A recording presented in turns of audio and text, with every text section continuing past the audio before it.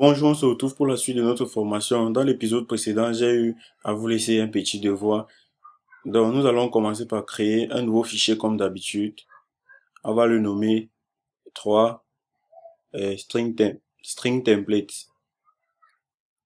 OK. On va copier notre code. Tout ce que nous avons eu à déclarer ici comme variable, on va le copier. Et puis, notre fonction main, on va la réécrire. Je vais agrandir un tout petit peu pour que vous essayiez de mieux voir. Encore, hop, main, axe, array, pardon, un array de string. On va ouvrir nos accolades, bam, on colle notre code. Donc là, nous avons nos variables, comme c'était fait la fois précédente. Nous allons effacer tous les println et puis vider le contenu de celle-ci. Donc je vais dire la string template,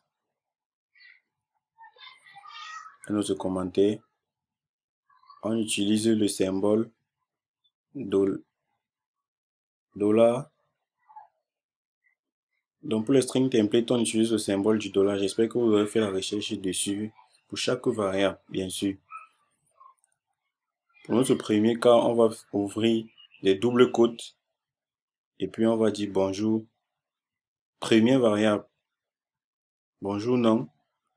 Deuxième variable, vous avez, mon âge doit s'afficher maintenant, $, le nom de la variable âge, an. Vous faites ma taille, cette fois-ci, on va mettre notre $, et puis on va mettre ma taille, choisir une des deux tailles. Ça affichera la même valeur. Et puis maintenant, on va dire mètre. Donc ça va afficher la valeur de la taille et puis l'unité de mesure. Donc on va dire mètre, on va aller à la ligne. Les doubles quotes se remettent automatiquement par notre éditeur IntelliJ IDEA. Donc majeur, pour afficher la valeur de la variable est majeur, on va dire $majeur. Jusqu'actuellement, elle est à true. On va également dire, on va aussi dire le milliard. On va afficher le milliard. Deux points, $ milliard. Qu'est-ce qu'on a oublié? Le bit en dernière position. Le bit. Deux points, $, bien sûr, bit. Actuellement, nous avons une variable que nous n'avons pas utilisée, c'est pas grave. Et nous allons à présent faire un commentaire là-bas. Il existe également la concaténation. Comme vous voyez le plus là, donc on utilise un symbole plus. Après le milliard, vous voyez le plus qu'il y a là. On va dire print ln, ouvrir des doubles quotes, nom, deux points, plus la variable nom. Cette fois-ci, on n'utilise pas le $. Et si on survole avec notre souris, qu'est-ce qu'on nous dit? Convert concatenation to template.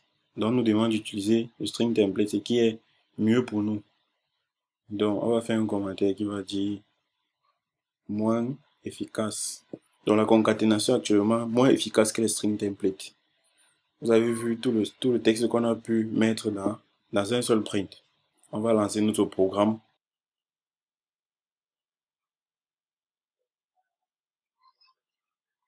Un avertissement, là, on n'a pas utilisé notre variable. On va la commenter. Et puis, on nous dit là, bonjour Franquin, vous avez 23 ans, vous faites 1,7 mètre. On va mettre un espace après le mètre. Mais je vais pas relancer le programme. Vous êtes majeur, 2.3 milliards, le bit, 2 points, pas la valeur du milliard et le bit qui a été converti également. Donc, tout marche à merveille. À présent, je vais vous montrer une autre chose. Un petit truc. Si on survole là, on va nous dire variable is never modified and can be declared immutable using val, et etc. Ça veut dire que notre variable a été déclarée en var mais n'a jamais été modifiée. Donc, on peut la déclarer en tant qu'une val. Donc, je vais vous laisser un devoir. Déclarer toutes nos variables en val. Donc, dans le prochain épisode, nous allons bien sûr avoir la différence qui existe entre un VAR et un VAL. D'ici à là, pratiquez et faites beaucoup de recherches.